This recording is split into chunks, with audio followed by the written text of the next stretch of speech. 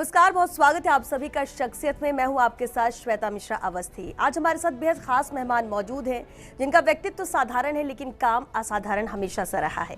जी हम बात कर रहे हैं राजस्थान सरकार में पीडब्ल्यूडी मंत्री भजन लाल जाटव जी की। भजन लाल जी, बहुत स्वागत है आपका। नमस्ते।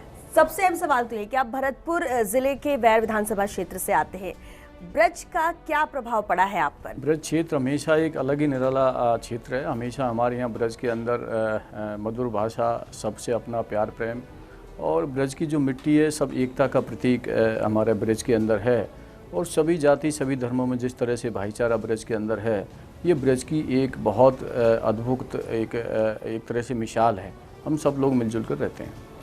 राजनीतिक जो सफ़र आपने शुरू किया वो कब और कैसे शुरू हुआ, किसकी प्रेरणा से शुरू हुआ? क्योंकि आपके परिवार में भी कोई राजनीति से जुड़ा हुआ व्यक्ति नहीं रहा। जी, मेरे पिताजी थे तो उन्होंने कई बार कहा था कि आप कभी राजनीति में मत जाना, परंतु मेरी एक हार्दिक इच्छा थी कि मैं किसी तरीक़ा से, एक मन में ये था कि भाई किस तरह से मैं इस क्षेत्र की जनता की सेवा करने का मुझे मौका मिलेगा कभी। तो ये मन की भावना थी और ईश्वर का ऐसा वो हुआ कि मुझे राजनीति में आना पड़ा और वो विधानसभा से मुझे सेवा करने का क्षेत्रवासियों का मुझे मौका मिला।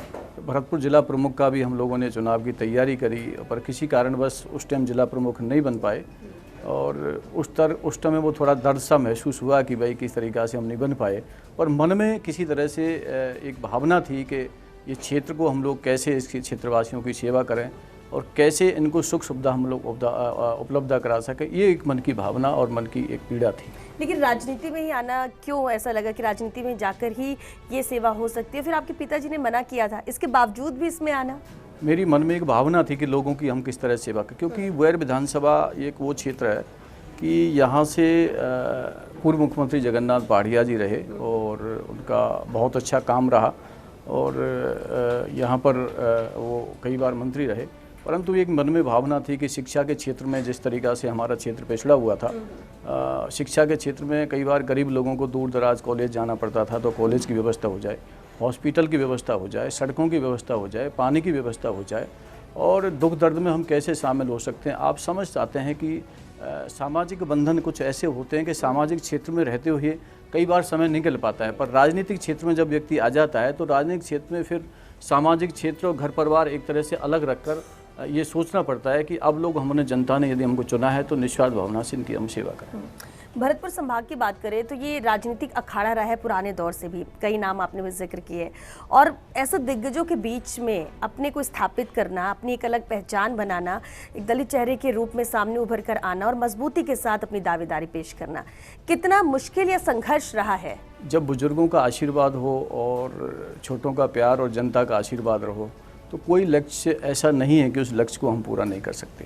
वहाँ के जनता का मुझे बड़ा आशीर्वाद मिला। मुझे उपचुनाव में जब राज्य में भारतीय जनता पार्टी की सरकार थी, तत्कालीन मुख्यमंत्री वसुंधरा राजे थी और केंद्र में नरेंद्र मोदी जी प्रधानमंत्री थे, उस समय मुझे पार्टी ने चुना और मुझे वहाँ से प्रत्याशी बनाया और वहाँ के जनता का बड़ा आशीर्वाद रहा, सहयोग रहा और मैं तकरीबन 25,108 वोटों से चुनाव जीता। उसके बाद तुरंत मैं क्षेत्र में सक्रिय रहा, लोगों के आशीर्वाद लेता रहा, लोगों के काम कराता रहा, दुख दर्द में शामिल होता रहा। दोबारा फिर इलेक्शन हुआ, इलेक्शन में फिर दोबारा मुझे जनता ने वहाँ की आशीर्वाद दिया और बड़े अच्छे मतों से मुझे फिर दोबारा विजयी बनाया। और मैं धन्यवाद देना चाहूँगा मेरे शीर्ष नेतृत्व का, हमारी राष्ट्रीय अध्यक्ष सोनिया गांधी और हमारे पूर्व राष्ट्रीय अध्यक्ष महबूब नेता राहुल गांधी जी का और हमारे हाईकमान हमारे मुख्यमंत्री आदरणीय अशोक गहलोत जी का। मैंने जिस तरीक़ा से जो मुझे दायित्व मिला था उस दायित्व में मैंने पूरी ईमानदारी और निष्ठा की भावना से काम किया। मेरे पास होमगार्ड, सिविल डिफेंस और प्रिंटिंग प्रेस थी, उसमें कई हमने नवाचार किए थे। होमगार्ड्स के अंदर जो उनका रिक्वायरमेंट था और उनके अलावा वर्दी का पैसा था, उनकी जो परेशानियाँ थीं, जो उनको ड्यूटी नहीं मिल पाती थी, उनकी जो सैलरी का मामला था वो था, इस तरह के कई काम करे। सिविल डिफेंस के यहाँ हमने एक ट्रेनिंग सेंटर खोला।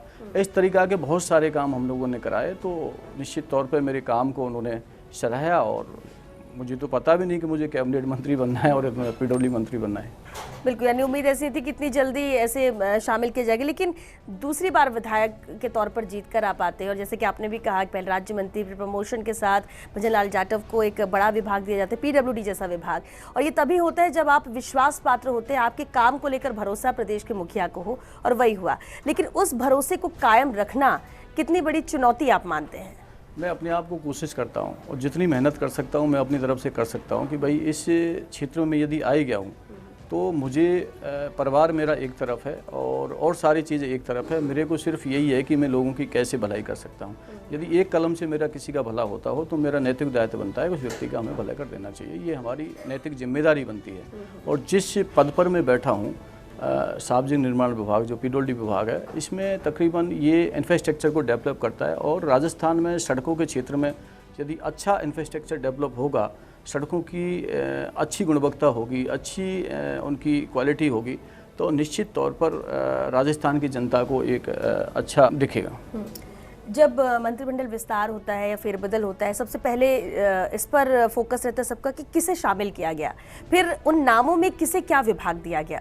अब PWD विभाग आपको दिया गया, इससे पहले PWD विभाग पूर्व उप मुख्यमंत्री सचिन पायलट के पास था, उस वक्त काम हो रहे थे। इसके बाद जब ये जिम्मेदारी ट्रांसफ़र होती है, जैसे आपको जिम्मेदारी मिली, कितनी बड़ी चुनौती आप मानते हैं कि आपको कितना बेहतर काम करना है, उसको लेकर कितने आप फोकस रहे हैं। PWD विभाग की बात करें तो कितना विकास आपको लगता है कि आपने जितना कर सकते थे वो किया अब तक? मैं आपको बताऊं कि विभाग कोई भी हो, यदि कोई चुनौती मिलती है तो उस चुनौती को स्वीकार करना चाहिए। और जब शीर्ष नेतृत्व का आशीर्वाद हो, उनका पूर्ण सहयोग हो, और मैं धन्यवाद करना चाहूँगा माननीय मुख्यमंत्री जी का, कभी उन्होंने ये कहा कि दिल खोल के काम करना है और जनता के हित में काम करना है, कभी किसी तरह का कोई इंटरफेरेंस नहीं। और उन्होंने जिस तरीक़ा से मुझे खुली छूट दी, उसी का नतीजा है कि अब ये विभाग टेक्निकल विभाग है। इसमें एक्चुअली टेक्निकल विभाग के अंदर प्रैक्टिकल और थ्योरी दो चीज़ अलग अलग होती हैं। प्रैक्टिकल में मुझे थोड़ा बहुत नॉलेज है, तो इस तरीक़ा से मेरे को कोई इसमें खास ज़्यादा दिक्कत आई नहीं। इंफ्रास्ट्रक्चर डेवलप करने में हमने कई नवाचार भी किए। कई बार क्या है कि हमारी जो PWD की सड़कें हैं उनको हमने एक्सरसाइज किया कि भाई कौन सी सड़क पहले बननी चाहिए, प्रायोरिटी लेनी चाहिए। एक हमारी जो DLP की सड़कें हैं जो हमारी गारंटी पीरियड की, उनको 3 साल के बढ़ा के हमने 5 साल किया कि भाई किस तरीक़ा से 3 साल में यदि हम लोग उससे हमारा कई जो BSR रेट से जो बिलो रेट कॉन्ट्रैक्टर ले लेते थे और काम को छोड़ जाते थे और घटिया क्वालिटी की सड़क बनाते थे, उनमें हमारी क्वालिटी आज इम्प्रूवमेंट हुई है। उसी का जैसे हमारे पास सिंगल लेन सड़क हुआ करती थी, नाम तो स्टेट हाईवे दे दिया, परंतु सड़क की चौड़ाई एक तरफ तो 7 मीटर है और एंड भी 7 मीटर का हो रहा है, बीच में 3.75 है और 3 मीटर भी है। तो वो स्टेट हाईवे में जब एक व्हीकल से इधर से जाता है और दूसरा व्हीकल उधर से आता है तो पता लगता है बीच में तो डबल रोड होगी, जब आपस में एक्सीडेंट होने के चांसेस रहते थे।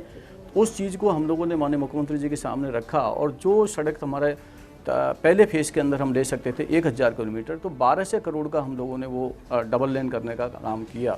तो जिस तरीक़ा से जो छोटी छोटी चीज़ें हैं उनको हमने बारीकता से समझ के, जैसे भर्तियां थी तो भर्तियां पिछले कई सालों से नहीं हुई, अब हम लोगों ने तकरीबन 331 सहायक अंत्या, 374 कनिष्ठ अभियंता और 281 कन्वेंटिव नियुक्ति हम लोगों ने दी गई है। तो आप समझो इससे बड़ा बेहतरीन काम कोई हो नहीं सकता।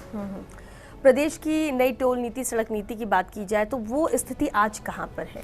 हम लोगों ने नई सड़क नीति लागू की है और शीघ्र वो लागू भी हो जाएगी। उसके अंदर हम चाहते हैं, जैसे कई बार क्या होता है कि कई क्षेत्र होते हैं कि हम लोग सड़क सुरक्षा के अंदर कैसे जो एक्सीडेंटल क्षेत्र हैं उनको कैसे हम आइडेंटिफाई करें, उनको आइडेंटिफाई किया। और जो ब्लैक स्पॉट हैं, अब हमने एक पायलट प्रोजेक्ट के तहत पर एक प्रोजेक्ट भी लिया है कि उसको हम लोग कैसे एक्सीडेंट मुक्त किए हैं। तो ये हमारी सरकार की पहली प्रायोरिटी है कि जहाँ जहाँ एक्सीडेंट होते हैं उनको हमने ब्लैक स्पॉटों को चिन्हित किया है और नई सड़क नीति में हमने शामिल किया है। तो निश्चित तौर पर सरकार को भी कई जगह जो दुर्घटना होती है उनका कई बार नुकसान होता है, तो इसलिए और जनहानि हो जाती है, उस चीज़ को हमने ठीक करने में काफ़ी मेहनत मिली है।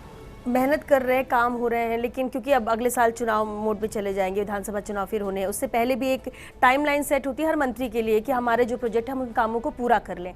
ऐसे में आपको लगता है कि ये जो वक्त है ये पर्याप्त है अभी काम करने के लिए, और जो प्रोजेक्ट लाइनअप है? बहुत अच्छा आपने प्रश्न पूछा, मैं धन्यवाद दूँ आपको। ये जो पहले क्या होता था कि पहले जो हम लोग समय देते थे, वो समय हम लोग देते थे, जैसे हमारा काम है कोई तरीका से 15 करोड़ का, तो उसका टाइम हम लोग 10-10 महीने और 1-1 साल दे दिया करते थे। कोई काम है हमारा 25 CR का, तो 25 CR का हम काम दे रहे हैं 1 साल के लिए। कोई 50 CR का, उसका टाइम दे रहे हैं हम 18 महीने। अब उस समय को, जैसे ही ये बजट घोषणा हुई, उसमें हमने एक सर्कुलर जारी कर दिया पूरे राजस्थान में, उस समय को हमने कम कर दिया, 25 CR तक का काम कर दिया हमने ओनली 6 महीने। कोई 6 महीने रहेंगे, बिल्डिंग का है तो 8 महीने, उसको करना ही पड़ेगा, उसको कोई एक्स्ट्रा एक्सिस वगैरह एक्सटेंशन वगैरह हम लोग नहीं देंगे। उसके अलावा जो हमारा 50 CR का काम है वो हमने कर दिया 1 साल तक। 1 साल तक उसको कंप्लीट करना ही पड़ेगा। और उसके बाद में हम लोगों ने बिल्डिंग का काम कर दिया 18 महीने। तो एज ए 18 महीने हमने हाईएस्ट लेके चले, जिससे हमारे को काफ़ी इस जगह इस टाइम पर जो तमाम हमारी NIT बिड्स लगी, एक तो वो क्या है कि ज़्यादा जो कॉन्ट्रैक्टर अपना उसमें काम ले लेते थे, तो काम लेके वो पीछे पेंडिंग कर देते थे। उसके बाद 1 साल में, 2 साल में, 3 साल में हम कर देंगे पूरा, तो हमारे काम वर्क पर प्रोग्रेस नहीं हो पाते थे। परंतु अब क्वालिटी इसलिए इम्प्रूव हुई है कि जितने भी हमारे जो बिलो आते थे वो बिलो हमारे ख़त्म हो गए, BSR रेट पर टेंडर आने हो गए। तो निश्चित तौर पर जब एक व्यक्ति को BSR नहीं लेंगे तो और क्वालिटी उसको पैसा पूरा मिल रहा है, तो हम लोग क्वालिटी से बिल्कुल ही कंप्रोमाइज़ नहीं करेंगे। और हमने विजिलेंस टीम गठित कर दी, 4 टीम हमने, एडिशनल चीफ की एक टीम अलग से गठित कर दी और SC के चीफ लेवल पे एक टीम हमने अलग से गठित कर दी। जो विजिलेंस टीम हमारी, जहाँ हमें शिकायत मिलेगी वहाँ हमारी विजिलेंस टीम जाएगी और वहाँ के सैंपल्स लेके आएगी। और लैब भी हमने एक अलग से स्थापित कर दी कि हम लोग प्राइवेट लैब में उसकी लेबोरेटरी के अंदर हम वो लेके नहीं जाएंगे, अपनी सरकारी लैब के अंदर हमने वहाँ पर एक अपना नोडल अधिकारी नियुक्त कर दिया, जिससे सड़कों की गुणवत्ता सुधरेगी। और 10 करोड़ रुपए प्रति विधानसभा हम लोगों ने वो दिया है। म्यूनसिपलिटी के अंदर 10 किलोमीटर, 15 किलोमीटर, 25 किलोमीटर वो सड़कें दी हैं। तो निश्चित तौर पर सड़कों के क्षेत्र में मुझे लगता है आने वाले 6 महीने के अंदर सड़कों में राजस्थान गड्ढा मुक्त हो जाएगा। बिल्कुल, ये एक बड़ी बात आपने कही कि गड्ढा मुक्त हो जाएगा, वरना पहले दौर ये भी देखा है राजस्थान ने, जहाँ पर सड़क में गड्ढे नहीं, गड्ढों पे सड़क नज़र आती थी ज़रा कहीं पर भी, और इसलिए वो विकास हुआ है, वो नज़र आता है। हालांकि ये अच्छी बात है कि टाइम बाउंडेशन करना ज़रूरी हो गया था, क्योंकि आपको क्वालिटी और टाइम में काम पूरा हो, यही प्रदेश की जनता भी चाहती है। भजन लाल जी, आगे भी आपसे चर्चा जारी रहेगी, फिलहाल एक छोटे से ब्रेक के लिए रुकेंगे, जल्द लौटेंगे इस ब्रेक के बाद।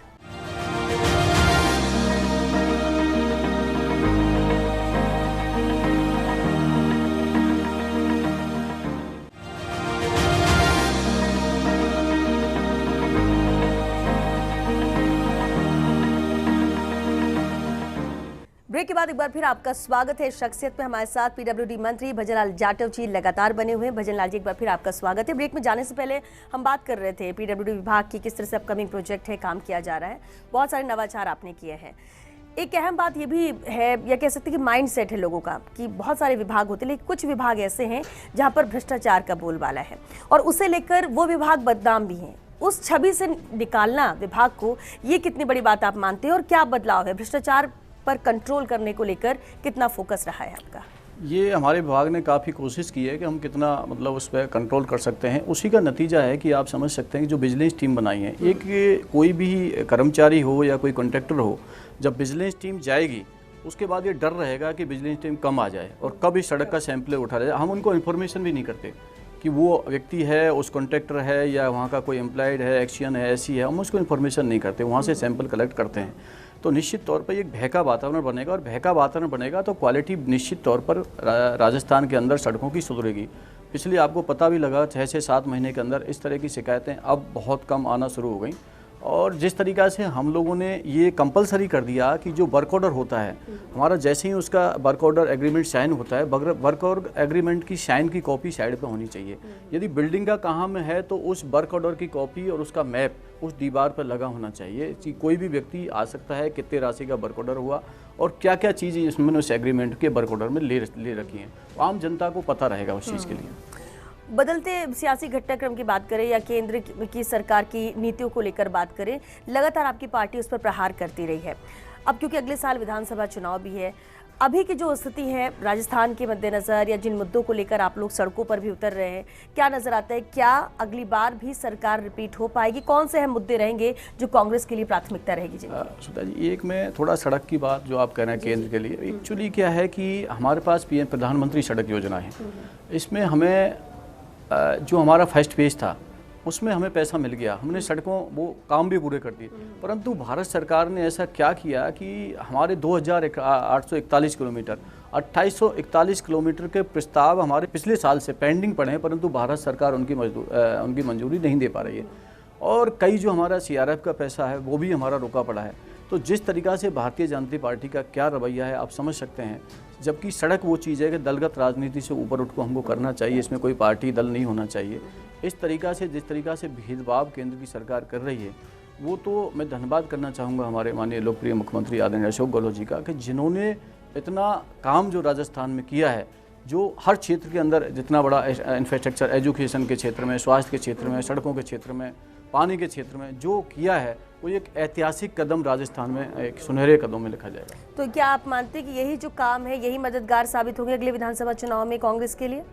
मैंने कहा ना, कांग्रेस पार्टी विकास के नाम पर, हम लोगों ने विकास किया है, उसके मुद्दे पर हम लोग चुनाव लड़ेंगे। पर भारतीय जनता पार्टी जिस तरीक़ा से धर्म और जाति के नाम पर चुनाव लड़ना चाहती है और जो मुद्दे हैं उनका ध्यान भटकाना चाहती है।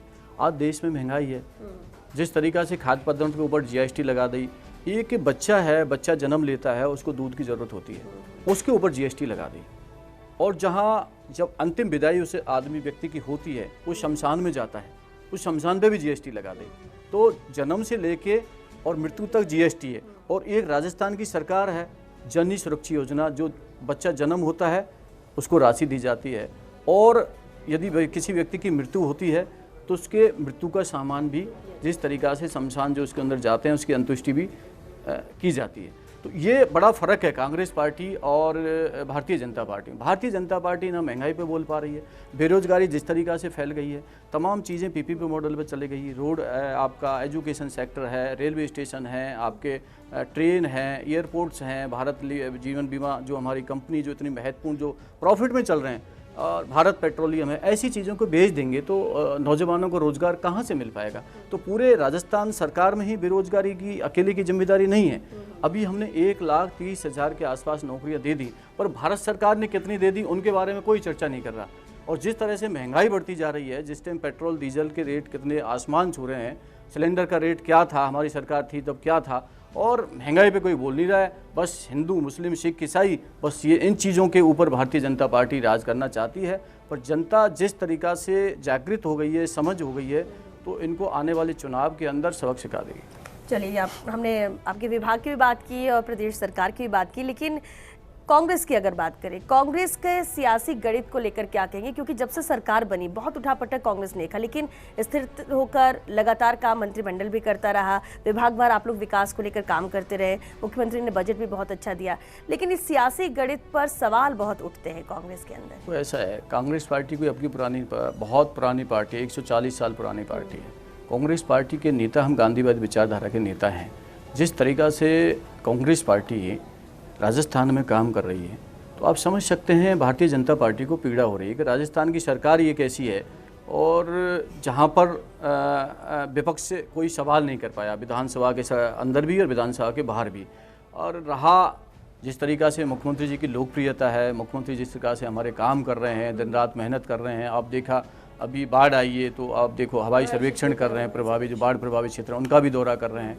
तो उनको हमेशा ये लगता है मुख्यमंत्री जी को कि ये जनता मेरी है, मैं इनकी कैसे दिन रात सेवा कर सकता हूँ, कैसे इनको हर क्षेत्र में काम कर सकता हूँ, ये मुख्यमंत्री जी की पहली प्राथमिकता है। सीएम की प्राथमिकता है। विपक्ष को भी आपने कहा कि उनको दर्द होता है कि कैसे काम हो रहे हैं, लेकिन फिर भी कांग्रेस के अंदर में आपसी मतभेद भी बहुत सारे नजर आते हैं।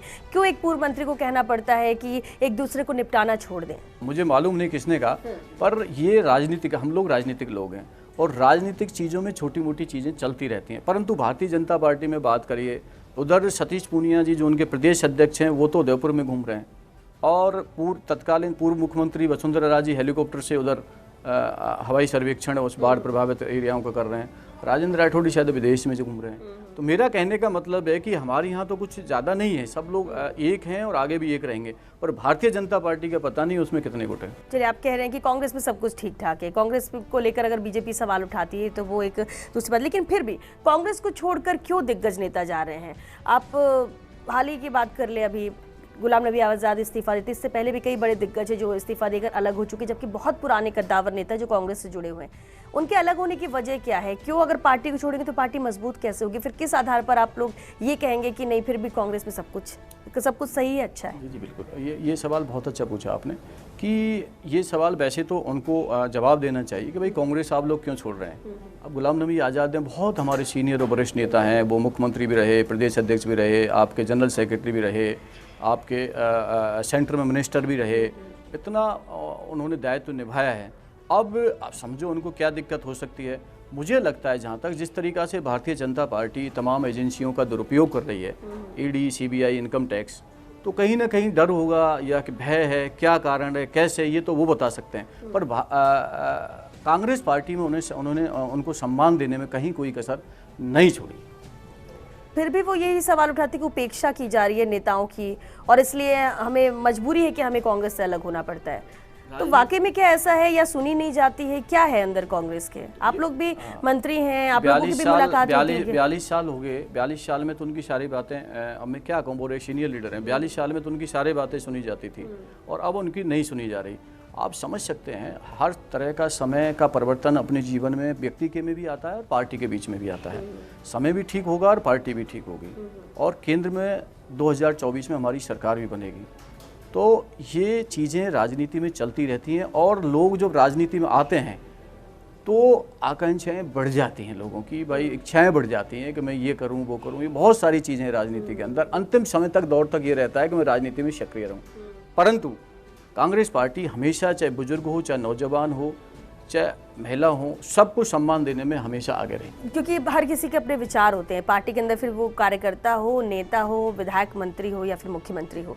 लेकिन राहुल गांधी को लेकर, क्योंकि चिंतन शिविर भी हुआ कांग्रेस का, एक ही बात है जो कांग्रेसी चाहते हैं कि अध्यक्ष के तौर पर जिम्मेदारी राहुल गांधी संभाले। आपको क्या लगता है, अध्यक्ष राहुल गांधी को बनना चाहिए, या वो जो फैसला ले रहे हैं सड़कों पर उतरकर आमजन से जुड़ने का, वो ज्यादा ठीक है? किस तरह से इसे आप देखते हैं, कितनी मजबूती कांग्रेस को इससे मिलेगी? ये तो सीनियर लीडरशिप का 28 तारीख को हमारी वर्किंग कमेटी की मीटिंग हो रही है, पर मेरा मानना है राहुल गांधी जी को अध्यक्ष तो बनना ही चाहिए। उनसे सर्वोपरि नेता कोई है नहीं। हिंदुस्तान में एक ही व्यक्ति है जो भारतीय जनता पार्टी के सामने खड़े होकर उनको टक्कर दे रहे हैं और निर्भीक होकर, निडर होकर काम कर रहे हैं और सड़कों पर उतर रहे हैं। उनका नाम है श्री राहुल गांधी जी। तो निश्चित तौर पर उनके बराबर का नेता, और पार्टियों को तो जिस तरीका से भारतीय जनता पार्टी डरा रही है, धमका रही है, पर राहुल गांधी जी जिस तरीका से काम कर रहे हैं निडर होकर, आप पूरे हिंदुस्तान में देखते हैं। भजन लाल जी, एक अहम सवाल है, कार्यकर्ता से लेकर मंत्री तक का सफर आपने तय किया और बहुत कम वक्त में। ऐसा भी नहीं कि आपने बहुत बार चुनाव लड़ी, क्योंकि कई ऐसे नेता हैं जो 6-7 बार चुनाव लड़े लेकिन मंत्रिमंडल में शामिल नहीं हो सके। क्या आप मैसेज युवाओं को देना चाहेंगे, क्योंकि आज के जो युवा हैं जो राजनीति में आते हैं, फिर छात्र संघ चुनाव के जरिए आते हैं, उनमें उतना पेशेंस नहीं है, उन्हें हर चीज़ बहुत जल्दी चाहिए। क्या मैसेज उनके लिए? देखो, मैं तो ये कहना चाहूँगा कि ये कांग्रेस पार्टी वो पार्टी है कि छत्तीस बिरादरी को लेके चलती है और सभी समाज, सभ्य, धर्म को लेना चाहिए।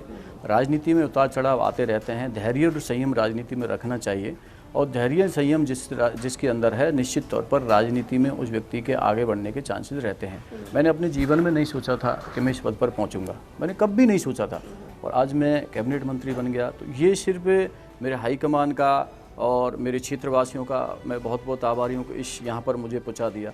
परंतु पद पर पहुँचने के बाद आज मुझे तकरीबन, पहले मैं विधायक भी था, अब मुझे 4 साल के बाद मंत्री भी बन गया, और मुझे कभी ये महसूस ही नहीं होता कि मैं मंत्री हूँ, कभी मुझे महसूस ही नहीं होता। और जिस दिन हम लोग ये सोचने ले जाएंगे कि मैं मंत्री हूँ, और यही वजह है कि आप बहुत साधारण तौर पर रहते हैं और कोई इतने तामझाम में आपका विश्वास नहीं, सिर्फ काम को लेकर फोकस। बिल्कुल, मेरा जो कर्तव्य मुझे दिया है मेरे हाईकमान ने और मेरे मुख्यमंत्री जी ने, मेरा काम है कि मैं राजस्थान की जनता को सड़कों के क्षेत्र के अंदर अच्छी क्वालिटी और क्वांटिटी बेहतरीन कैसे दे सकूं और ज़्यादा से ज़्यादा समय दे सकूं। क्योंकि मेरा समय ऐसा है कि सुबह 7 बजे उठना, फिर जनता से मिलना, फिर 10 बजे बैठना, रात को 10 बजे मिलना। तो ये क्या है कि हम लोग चाहते हैं कि ज़्यादा से ज़्यादा लोगों की यदि हम समस्या का समाधान, मैं ये पीडब्ल्यूडी की बात नहीं कर रहा, हर क्षेत्र में यदि किसी का, मैंने कहा ना, ये कलम से मेरा किसी का भला हो तो मुझे कोई दिक्कत नहीं, यदि नियम अनुसार है तो। एक फ़ोन करने से यदि किसी की जान बचती हो, उसको ब्लड मिलता हो, तो मुझे कोई दिक्कत नहीं है उस व्यक्ति की जान बचती हो, क्योंकि ऊपर वाला देखता है सब। क्योंकि ऊपर वाले को देख के हम लोग काम करेंगे तो निश्चित तौर पर जनता हमारी बातों को, और जिस तरीक़ा से मुख्यमंत्री जी ने कोरोना में और सड़कों में, इन सब क्षेत्रों में काम किया है, तो पूरे राजस्थान में कामों की बाई, और लोग कहते हैं कि राजस्थान के इतिहास में आज तक इतना काम नहीं हुआ जितना हुआ। चलिए, बहुत शुक्रिया भजन लाल जाटव जी हमसे बातचीत के लिए, और उम्मीद करते हैं, क्योंकि प्रदेश के मुखिया का विश्वस्त बनना भी आसान नहीं होता है, लेकिन विश्वस्त नेताओं में आप शुमार हैं, और आपने जिस तरह से कहा कि फोकस काम को लेकर, विकास को लेकर, तो उम्मीद करते हैं कि विकास कार्य ऐसे ही आगे बढ़ते रहे और प्रदेश की जनता खुशहाल रहे, और जो उम्मीद लगाकर बैठे इस सरकार से या आपसे, उसे आप पूरा करते रहे। बहुत शुक्रिया शो में आने के लिए। और चलिए, इसी के साथ शख्सियत में आज के लिए बस इतना ही। हमें दीजिए इजाजत, फिर हाजिर होंगे नई शख्सियत के साथ। नमस्कार।